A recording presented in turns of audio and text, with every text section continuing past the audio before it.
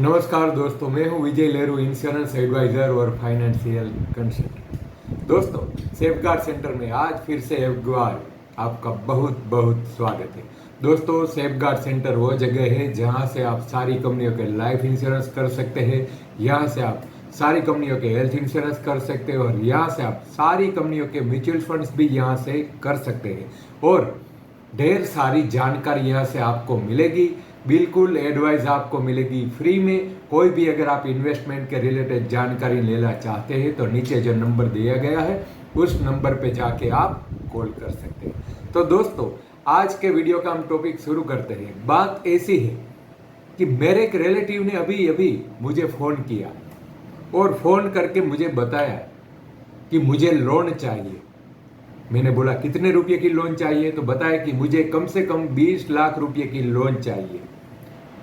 जब ये मेरे फ्रेंड्स ने वो बताया कि मुझे 20 लाख रुपए की लोन चाहिए तो मैंने उसे पहला ये सवाल किया कि आप तो एक अच्छी सी गवर्नमेंट जॉब कर रहे हैं, आपको अच्छी खासी सैलरी भी मिल रही है, क्लास 1 आप ऑफिसर है, फिर भी आपको बच्ची की शादी के लिए क्यों आपको ज़रूरत पड़ी 20 लाख रुपए की। तो दोस्तों, बात ऐसी है कि सच्चाई आप भी जानकर चौंक जाएंगे कि लोग इन्वेस्टमेंट करने में कौन सी गलती करती है।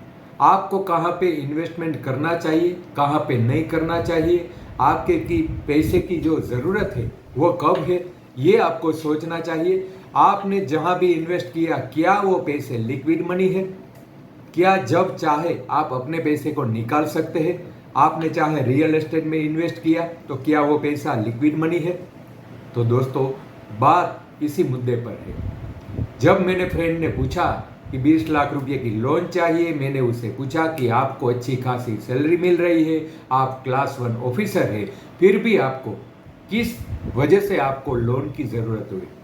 तो उसने बताया कि मैंने आज से तकरीबन 10 साल पहले एक रियल एस्टेट में इन्वेस्ट किया।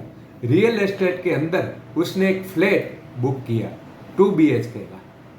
ये जान के उसने ये फ्लैट को बुक किया कि जब हमारी बच्ची आज से 10 साल बाद शादी के लायक हो जाएगी तब ये जो मेरा फ्लैट है वो फ्लैट में सेल करके उस सेल के आए हुए पैसों से अपनी लड़की की शादी में करूँगा। लेकिन दोस्तों, बात ऐसी हुई कि जब 10 साल पहले उसने 25 लाख रुपए का कैश से, वो भी कैश अमाउंट थी, उसके पास लोन भी नहीं थी, लेकिन कैश अमाउंट से उसने वो फ्लैट खरीदा अपनी लड़की की शादी के लिए। जब वक्त आया 10 साल के बाद उसकी लड़की की शादी का, तो उसने सोचा कि चलो अब 6 महीने बाकी है या 1 साल बाकी है, तो हम क्या करते हैं, हमारा जो फ्लैट इसकी वजह से लिया था कि इन्वेस्टमेंट के तौर पे कि आज 25 लाख का अमाउंट कम ले रहे हैं तो उसकी कीमत बढ़ जाएगी 10 साल के बाद और ये फ्लैट से हम शादी करेंगे। तो ये मेरा जो फ्रेंड है वो बाजार में निकला, ब्रोकर से मिला, ये जो मेरा फ्लैट है इसी जगह पे है, अच्छा लोकेशन है और मुझे ये फ्लैट सेल करना है।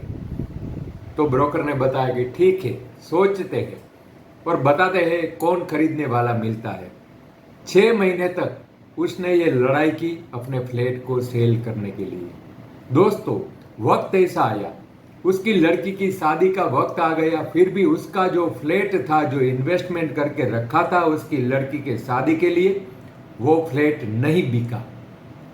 फ्लैट तो नहीं बिका, लेकिन 25 लाख की वैल्यूएशन का जो उसने कैश पेमेंट से लिया था, वो कैश पेमेंट से आज उसको 25 लाख या नहीं लेकिन 20 लाख देने के लिए भी कोई कस्टमर रेडी नहीं है। अच्छा खासा लोकेशन है, फिर भी कोई उसको लेने वाला नहीं मिल रहा है। ब्रोकर ने भी ढूंढा, रेंट पर भी चढ़ाने की बात की कि चलो कम से कम रेंट पे दे दे तो कम से कम उसका 10,000 रुपये किराया आ जाए।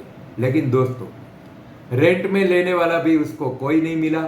आज 10 साल से उसका जो फ्लैट है वो बंद पड़ा है, पैसे भी नहीं मिले।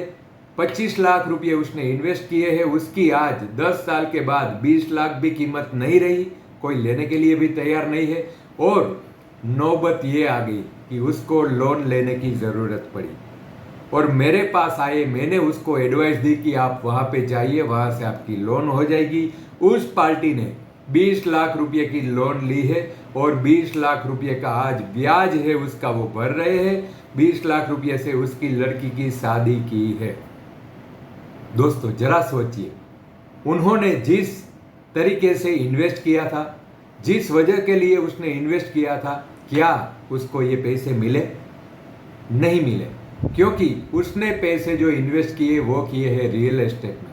दोस्तों मैं ये नहीं बोल रहा हूँ कि रियल एस्टेट खराब है, इन्वेस्ट नहीं करना चाहिए, लेकिन आपकी ज़रूरत को समझने की ज़रूरत है कि क्या मुझे 10 साल के बाद, 5 साल के बाद पैसे की ज़रूरत है, तो इस रियल एस्टेट में जो भी मैंने इन्वेस्ट किया है उससे क्या मैं लिक्विड मनी की तरीके यूज़ करके उसको बेच सकता हूँ?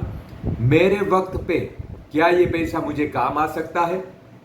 ये आपको सोचने की ज़रूरत है।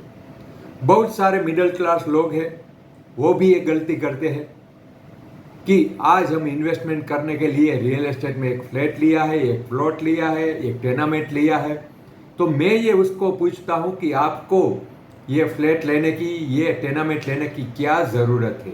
तो बताता है कि हमने इन्वेस्टमेंट के लिए लिया है। तो दोस्तों जिस तरीके से ये आदमी के साथ ऐसा हुआ है, क्या आपके साथ भी ऐसा हो सकता है? आप सोचिए, आपने जहाँ भी इन्वेस्ट किए हैं वो पैसे आपको वक्त पे काम आएगा? नहीं आएगा दोस्तों, क्योंकि रियल एस्टेट एक ऐसी चीज़ है, अगर बिक गया तो बिक गया, वरना अच्छा खासा आपका लोकेशन हो, फिर भी आपका फ्लैट हो या आपकी जो भी प्रॉपर्टी हो वो बिकेगी नहीं, और आपके वक्त पे ये पैसे आपको काम नहीं आएंगे। दोस्तों इसकी वजह से ये देखें कि अगर आपका पर्पस है इन्वेस्टमेंट करने का, तो आप और जगह भी है वहाँ आप इन्वेस्ट कर सकते हैं। चाहे तो म्यूचुअल फंड्स के अंदर इन्वेस्ट कर सकते हैं, एक साथ 25 लाख 50 लाख जो भी आपकी अमाउंट है। आप अगर आज सोच रहे हैं कि मैं ये पैसे 20 लाख है, 25 लाख है, रियल एस्टेट में इन्वेस्ट करूं, तो आप एक बार ये भी देखिए कि म्यूचुअल फंड्स के अंदर एक साथ आप कैसे पैसे रख सकते हो, और लिक्विड मनी में आप रख सकते हो, जब चाहे आप निकाल सकते हो। अगर आपने लॉन्ग टर्म का भी आपका गोल है 5 साल 10 साल का, तब भी आप म्यूचुअल फंड्स के अंदर रख सकते हैं और अपने वक्त पे ये पैसे आपको काम आएंगे। दोस्तों रियल एस्टेट के ये पैसे जिस तरीके से ये आदमी को काम नहीं आया, आपको भी काम नहीं आएगा।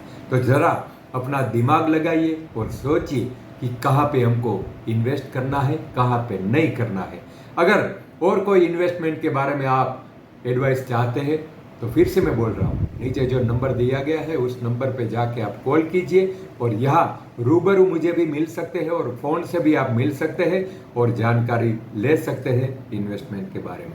दोस्तों मिलते हैं ऐसे ही एक वीडियो में। वीडियो अगर आपको अच्छा लगा तो और लोगों को फॉरवर्ड कीजिए और चैनल को सब्सक्राइब कीजिए। नए वीडियो में तब तक दीजिए इजाज़त। Thank you very much.